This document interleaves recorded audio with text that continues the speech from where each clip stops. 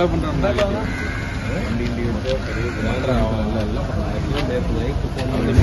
ஒரே வார்த்தை என்கிட்ட சொன்னா நான் காலில் இருந்துருவான். என் அண்ணன் என் ஃப்ரெண்டு என் சொந்தம் எனக்கு முன்னாடி பண்றாங்க.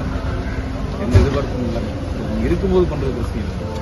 போட்டுருவர் போட்டுட்டும் சூட்டுருவர் சூட்டுட்டு என்ன பண்றேன். நான் பார்த்தேன் எப்படி வேணாண்ணே.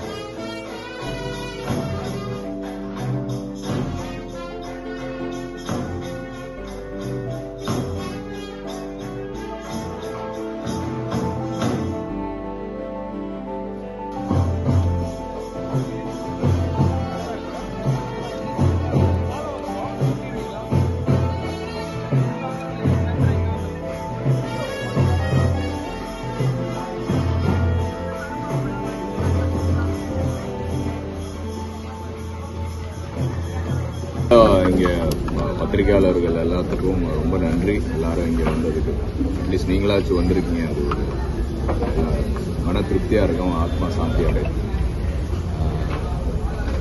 ரொம்ப தேங்க்ஸ் பாலாவுக்கு. கூடயே இருக்கான், கூடயே பிறந்தவங்க. எவ்வளோ பண்ணியிருக்கான், எவ்வளோ ஒர்க்காக பண்ணியிருக்கான். கண்டிப்பாக என்னால் முடிஞ்ச வரைக்கும்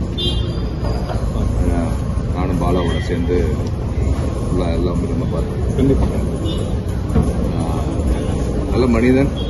ஒரு நடிகன் வந்து அனாதையா போகக்கூடாது. அதனாலதான் குடும்பத்தில் ஒருத்தனா நான் வந்தேன். மிச்ச நடிகர்கள் சார்பாகவும் அவனுக்கு என்னோட இரங்கலை தெரிவிச்சுக்கிறேன்.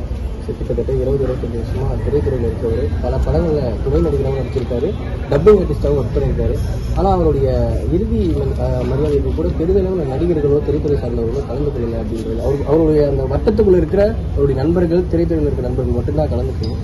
பெரிய அளவில் யாருமே வரல. இல்லை, இன்னைக்கு இதில் ஒரு ப்ராக்டிக்கல் விஷயம் இருக்கு. இன்னைக்கு எனக்கு ஷூட்டிங் இல்லை, வீட்டில் இருந்தேன்.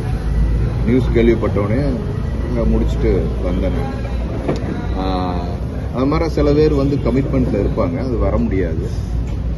கண்டிப்பா ஃப்ரீயா இருந்தா வரணும். ஒரு கலைஞன், நம்ம சக நடிகன் கண்டிப்பா வரணும். அதுக்கு ஒரு முக்கியத்துவம் கொடுத்து வரணும். இது சிறிய நடிகரா பெரிய நடிகரா அப்படின்னு கிடையாது. அப்படி பார்த்தா ஒரு மிகப்பெரிய நடிகங்க அவங்களுக்கு வந்து யாருமே வராம அந்த காலத்திலேயே நடந்திருக்கு. ஸோ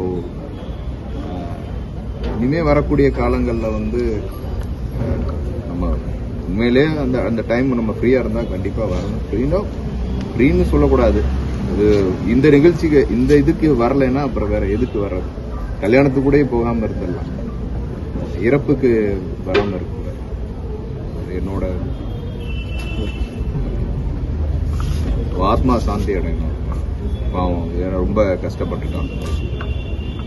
அதே மாதிரி வந்து ஆரம்பத்திலிருந்து அவருக்கு உடல்நிலை சரியில்லைன்னு சொல்லி பல நடிகர்கள்ட்டையும் சரி திரைத்துறையினர்கிட்ட உதவி கேட்டு வந்தாரு. என்னோட உடல்நிலை ரொம்ப மோசமா இருக்கு, நிறைய பேட்டிகள் எல்லாத்தையுமே கொடுத்திருந்தாரு.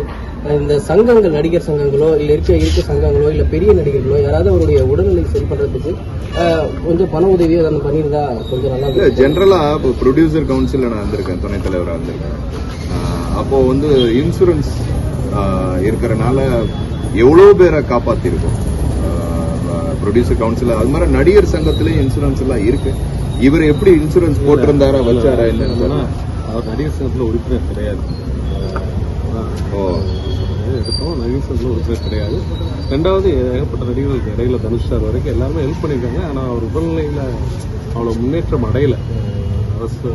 உங்களுக்கே தெரியும், ஏன்னா இந்த வேற லிவர் டிரான்ஸ்பிளேஷன், கிட்னி டிரான்ஸ்பிளேஷன்ங்கிறது கொஞ்சம் கம்மியாகும். லிவர் டிரான்ஸ்பிளேஷன்ங்கிற போது அதோட இதே தெரியும் உங்களுக்கு, சாதாரண விஷயம் கிடையாது, லட்சக்கணக்கில் ஆகும். ஸோ கடவுள் ஒரே விஷயம் தான் என்னன்னா, சமீப நிறைய இழப்புகள் வந்துட்டு கடந்த வருஷமா பார்த்துட்டு தான் இருக்கோம். ஆனால் ஒரு இளவு வீட்டில் இருக்கக்கூடிய ஒரு விஷயத்த இங்கே பார்க்குறோம். ஆளே இல்லை, ஆனால் அவரே நடிச்சப்போ அவருக்கு ஒரு புகழ் இருந்தது. நானும் ஒரு வளரும் நடிகர் தான். இந்த மாதிரி மரணங்கள்லாம் பார்க்கறப்ப தான் ஒன்று தெரியுது, ஃபியூச்சர்னு ஒன்று இருந்தால் அது எப்படி இருக்கும், அதுக்கு நம்ம என்னெல்லாம் சம்பாதிச்சு வச்சுக்கணும் இருக்கு. ஒன்று பணம் சம்பாதிச்சுக்கணும், இல்லை பேர் சம்பாதிச்சுக்கணும். இது ரெண்டும் இல்லாமல் இருக்கிறவங்களுடைய நிலமெல்லாம் இந்த மாதிரி தான் போயிட்டுருக்கு. அடுத்த வேலைக்கு யார் வருவாங்க, என்ன பண்ணுவாங்கன்னு கூட தெரியாமல் வாழ்றப்பதான் உதவி கிடைக்காம நிறைய கலைஞர்கள் கஷ்டப்பட்டு இருக்கிறாங்க. மறைஞ்சதுக்கு அப்புறம் கூட இத்தனைக்கும் பேர் சொல்ற மாதிரி படம் பண்ணவர். அவர் சொன்ன எல்லாருக்குமே தெரியும் அவருக்கே இந்த நிலைமையா இருக்கு. அது உடனடியே கேமரா இருக்குன்ற மாதிரி மட்டும் இன்டர்வியூ கொடுத்துட்டு போகாம உண்மையிலே மனப்பூர்வமா இந்த மாதிரி மறைவுகளில் கலந்துக்கிட்டாதான் எங்களை மாதிரி வளர்ற கலைஞருக்கும் எதிர்காலத்து ஒரு ஊக்கம். எங்களுக்கெல்லாம் எல்லாம் ஒன்று ஆள் வருவாங்க அப்படின்னு இது ரொம்ப கஷ்டமான ஒரு சூழ்நிலையாகும். ஸோ கண்டிப்பாக இந்த மாதிரியான மறைவுகளில் எல்லாரும் எங்க இருந்தாலும் வந்தாதான் கலைஞர்களோட ஒற்றுமை இருக்குன்னு ஒரு விஷயம் தெரியும். ஏன்னா அவர் ஒரு நடிகர் தானே. ஒரு நடிகர் அப்படின்னா அங்கங்க நடிகர்ன்றப்போ பெரிய நடிகர் சின்ன நடிகர் தான் சொல்றாங்கன்றதுலாம் இல்லை, எல்லாருமே நடிகர்கள் தான். அவரும் தெரிஞ்ச ஒரு கலைஞர் நடிகர் தான். இந்த மாதிரி ஒரு விஷயத்துக்கு எல்லாரும் முன்னாடி நின்றுக்கணும். எல்லாரும் ஒரு சேர்ல ஒரு ஆள் இல்லை, வீட்டுக்குள்ள 4 பேர் தான் இருக்காங்க.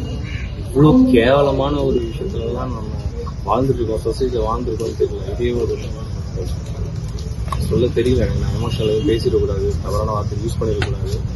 ஆனா வரணும், நல்லதுக்கு வரட்டும் துக்கத்துக்கு வர்றதுக்காக தான் மனித வாழ்க்கையை இந்த மாதிரி ஒரு எம்டி பிளேஸ் யோசிச்சு பார்க்கணும். ஒரு வீட்டுக்குள்ள இப்பதான் சொன்னாங்க ஹவுஸ் ஓனர் பயமா சண்டை போட்டு மாற்ற சொல்லிட்டாங்க. என்ன மாதிரியான ஹியூமானிட்டியில வாழ்றோம், என்ன மாதிரியான சொசைட்டில வாழ்றோம்? சினிமா நமக்கு தான் ஜாதி கருத்துக்கள், சமூக கருத்துக்கள், கொண்டாட்டங்கள் இதெல்லாம் இருக்குமா? ரியல்ல என்ன இந்த கருத்து மனவழிப்படுத்திட்டாங்க, ஜாதி வழியா கஷ்டப்படுத்திட்டாங்க, அந்த வழியா கஷ்டப்படுத்திட்டாங்க. அதுக்குதான் எல்லாரும் ஓடணும். ஒரு இறந்து கிடக்குறாரு, இங்கே யாரும் வரல. கொண்டாடப்பட வேண்டிய நிறைய பேர், கொண்டாடிட்டு இருக்கிற நிறைய பேர், கொண்டாட்டத்தில் இருக்கிற நிறைய பேர் இந்த மாதிரி துக்கத்திலையும் கலந்துக்கிட்டா அடுத்தவங்களுக்கு தெரியும்ல, சரி நமக்கு ஏதாவது 1-4 பேர் வருவாங்க. நல்லதுக்கு வந்தா மட்டும் பத்தாது, இந்த மாதிரி கெட்ட விஷயங்களுக்கும் முன்னணியில இருக்கிற நிறைய பேர் வரணும். அப்பதான் இந்த மாதிரியான ஒரு துயர சம்பவங்கள் நடக்கிறப்போ 4 பேர் நமக்கு இருக்காங்கன்ற ஒரு ஊக்கம் வரும். வேற எதுவும் நான் சொல்றதுக்கு பெருசா இல்லை. அவரோட ஆத்மா சாந்தி அடையணும். ஆனா தயவு செய்து இந்த இன்ஸ்டாகிராம்ல ரீல் போடுற நிறைய பேர், சண்டை போட்டுக்கிற நிறைய பேர்லாம் பாத்துக்கோங்க. என்னதான் நமக்கு ஃபேம் இருந்தாலும் கடைசி நமக்குன்னு 4 பேர் இருக்கணும், 4 பேர் பணம் இருக்கணும், புகழ் இருக்கணும். இல்லைன்னா இந்த மாதிரி யாரும் இல்லாம அனாதையா தான் கிடக்கணும். வாழ்ற பேர் அதையும் சம்பாதிச்சுக்கணும். பணத்து மட்டும் இல்லை, மனுஷன்.